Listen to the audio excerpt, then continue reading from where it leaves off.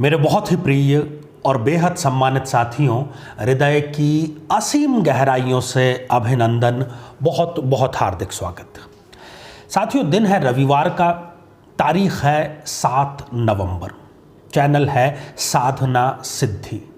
साथियों, बहुत ही अल्प समय में, बहुत ही कम समय में हमारे इस चैनल को हमारे सम्मानित श्रोताओं, दर्शकों का जितना प्रेम और स्नेह मिला है, उसके लिए आप सभी धन्यवाद और साधुवाद के पात्र हैं। रविवार चूंकि खास रहता है हमारे लिए, और आज रविवार है तो आज हम प्रयास कर रहे हैं अपने सम्मानित दर्शकों के कमेंट के माध्यम से मिले कुछ प्रश्नों, कुछ जिज्ञासाओं को शांत करने का। हमारा प्रयास यही रहता है कि हम इस कार्यक्रम में अधिक से अधिक श्रोताओं को, अधिक से अधिक दर्शकों का कमेंट शामिल करें, परंतु फिर भी समय की अपनी सीमा होती है। तो यदि आप कमेंट आज आपका शामिल नहीं हो पाता है तो निराश होने की आवश्यकता नहीं है। प्रति रविवार को हम ये प्रसारित करते हैं, एक बार साधना सिद्धि चैनल पर और उसके अगले रविवार ये प्रसारित होता है आचार्य चंद्रकांत चैनल पर। तो आइए साथियों, बिना किसी देरी किए हम कमेंट का सिलसिला प्रारंभ करते हैं। और सबसे पहला जो कमेंट है वो है रेणु मिश्रा जी का, और आपने लिखा है प्रणाम गुरुजी, जय जगन्नाथ। रेणु जी, आशीर्वाद हृदय की गहराइयों से, ईश्वर आपको दीर्घायु बनाए, आपकी सभी मनोकामनाएं पूर्ण हो। अगला कमेंट है मनीषा ओझा जी का, आचार्य जी प्रणाम। मनीषा जी, आशीर्वाद हृदय की गहराइयों से, और आगे आपने लिखा है अगर किसी को मनचाहा साथी नहीं मिल रहा हो, वो भी क्या ये प्रयोग कर सकते हैं? देखिए मनीषा जी, जहाँ पर आपने ये कमेंट लिखा है वो वीडियो शीघ्र विवाह के लिए है, मन चाहे साथी के लिए नहीं। यदि आप मन चाहे साथी से विवाह संपन्न करना चाहते हैं तो हमारे ही चैनल पर वैसे तो कई सारे वीडियो हैं, परंतु एक वीडियो जो मुझे इस समय याद आ रहा है, उसी से होगी शादी। उसका हम प्रयास करेंगे कि यहाँ आई बटन में आपको लिंक प्रोवाइड कर सकें। तो हज़ारों लोगों की शादी अपने मनपसंद जीवन साथी से हुई है, आपकी भी अवश्य होगी, आप उसका लाभ अवश्य उठाएं। वो हमारे आचार्य चंद्रकांत चैनल पर आपको मिल जाएगा, और उसके अलावा भी तमाम तरह के विवाह बाधा के उपाय आपको मिल जाएंगे। अगला कमेंट है हमारे बहुत ही नियमित दर्शक हैं ये ज्योत्सना रानी बारीक जी का, और आपने लिखा है प्रणाम ज्योत्सना जी, आशीर्वाद हृदय की गहराइयों से। अगला कमेंट है नोवा वाईटी गेमिंग, कोई प्लांट लगा सकते हैं कर्ज के लिए? देखिए नोवा वाईटी गेमिंग, जो भी आपका असली नाम है, कौन सा पौधा किस मनोकामना को पूरा करता है, किस संकट से उबारता है, इस पर हमने पूरा एपिसोड बनाया है, उसको आप जाकर के देखिए। तो लक्ष्मी प्राप्ति के लिए, देखिए ये दोनों चीज़ें आपस में जुड़ी हुई है। जब आपकी समस्या कर्ज मुक्ति की है तो आपकी समस्या लक्ष्मी प्राप्ति की ही है। लक्ष्मी आपको प्राप्त होगी तो आप आसानी से अपना कर्ज उतार पाएंगे। उसको आप विस्तार से देखिए, और तमाम तरह के उसमें पौधों के लिए हमने कारण भी बताए हैं कि आपको अपनी किस मनोकामना के लिए कौन से पौधे की स्थापना करनी चाहिए। साथियों, अगला कमेंट है पूर्वी गोदर। आपने लिखा है घर में बिल्व पत्र पीपल का पेड़ उगाएं तो अच्छा है या नहीं, बताएं। पूर्वी जी, हालांकि हमारे जो शास्त्र हैं, मैं शास्त्रीय रेफरेंस यहाँ पर देना चाहूँगा, वो कुछ पौधों के लिए घर में मना ही करते हैं। और आपने दो पौधों के बारे में पूछा है, बिल्व पत्र और पीपल का वृक्ष। जी हाँ, मैं आपके माध्यम से सभी को ये जानकारी देना चाहूँगा कि पीपल का जो वृक्ष है वो किसी आप सार्वजनिक स्थल पर लगा सकते हैं, मंदिर परिसर में, देव स्थान में लगा सकते हैं। यद्यपि इसका जो कारण है वो ये है कि ये जो पवित्र वृक्ष हैं जितने भी प्रकार के, वो जिस प्रकार की शुचिता की मांग करते हैं, जिस प्रकार के स्वच्छता की मांग करते हैं मन, वचन और कर्म से, वो कई बार गृहस्थ लोगों के लिए उसको अप्लाई करना, उसको लागू करना, उस पर चलना मुश्किल रहता है। इसीलिए शास्त्र ये कहते हैं कि इनको देव स्थानम में या सार्वजनिक स्थानों पर आप लगाएं, अन्य कोई बड़ा कारण नहीं है। साथियों अगला कमेंट है, ये भी हमारे बहुत ही नियमित दर्शक हैं शुभम हजारे जी, और आपने लिखा है नमस्कार शुभम जी, आपके नाम की तरह ही शुभत्व की छाया आप पर हमेशा बनी रहे, आशीर्वाद हृदय की गहराइयों से।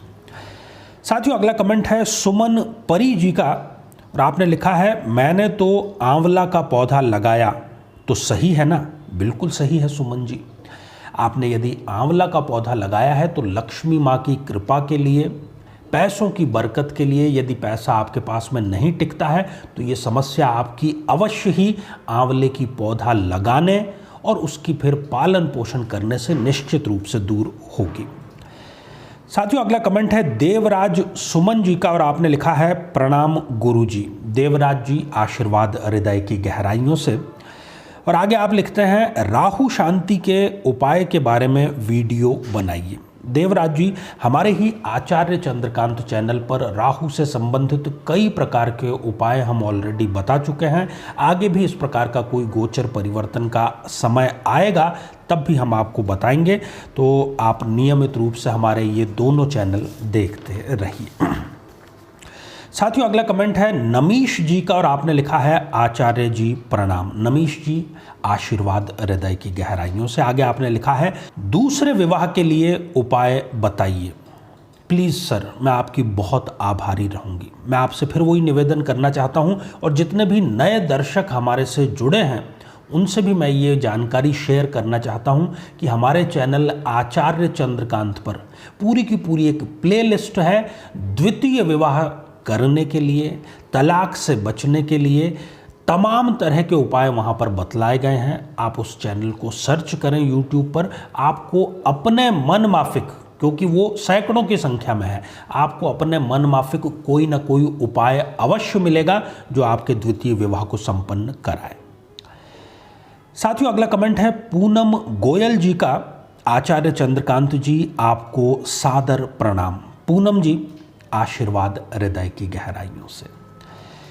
अगला जो कमेंट है ये भी हमारे बहुत ही नियमित और बहुत ही सम्मानित दर्शक हैं शकुन शरण जी, और आपने लिखा है आचार्य जी प्रणाम।